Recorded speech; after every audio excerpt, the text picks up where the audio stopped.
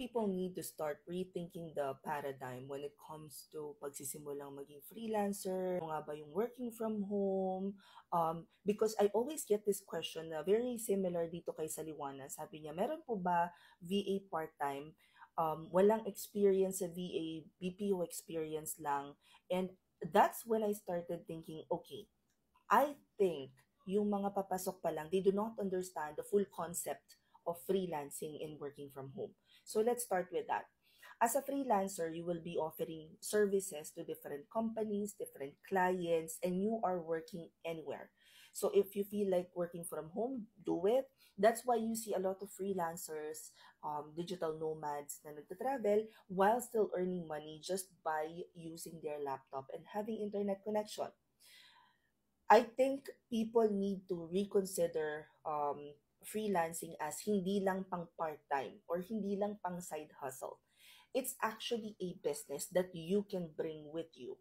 So when you say naghahanap ka ng part-time lang, then maghanap ka ng clients na flexible or hindi nangangailangan ng 8 hours na ka-shift ka sa kanya. Or yung mga clients na output-based, projects na output-based, positions na meron ka lang kailangang isubmit na projects, pagkasabit mo nun, mababayaran ka na. That's pretty much how your business is set up. Now, when you say wala kang experience, you have to make sure na wala ka talaga experience, as in never ka nag-work ever. But you've worked in the BPO industry. You have transferable skills. You have skills na natutunan mo sa BPO at pwede mong i-offer as a freelancer.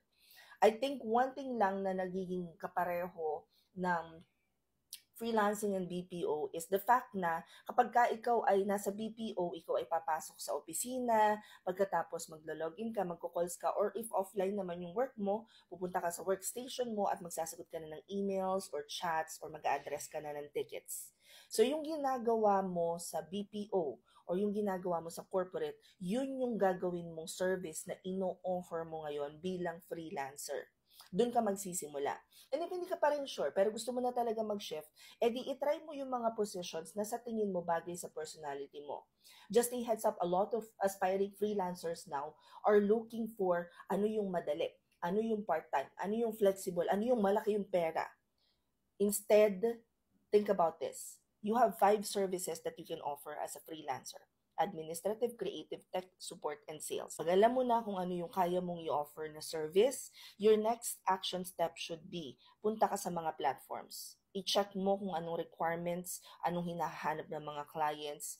I-check mo kung ano yung mga common problems ng mga clients na kaya mong solusyonan, na kaya mo silang tulungan. Kung hindi ka pa naman sure kung paano mong i-offer yung service mo, go for VA agencies. Kasi sila na magmamatch sa skill set mo.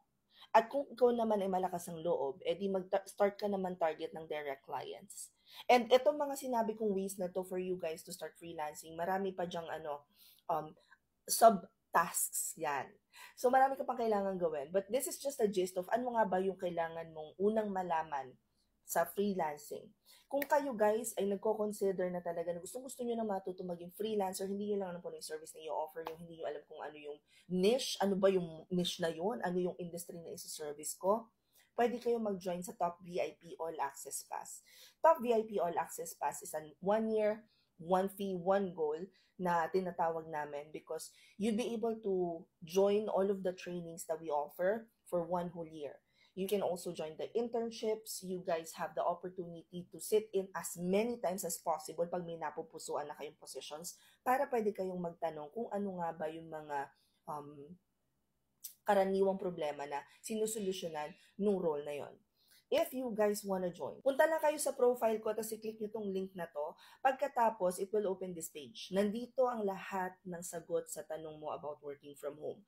I-check mo dyan. So, meron tayong mga recommended sites and apps, including job hiring kung handa ka nang mag-apply. We have all of our open classes at nandito na yung 1999 Top VIP All Access Pass. I-click mo lang yon. Pagkatapos, makikita mo na doon yung form kung saan ka pwedeng mag-enroll para makasimula ka nang mag-join sa mga classes namin. So yes, 1 year and 1 fee lang yung babayaran mo. 1,999 pesos kasama ng lahat. Opo, kasama rin po ang certifications at one-on-one with me. Anyway, hope this helps. Comment any questions you guys have about working from home. Follow for more work from home chismis. Bye!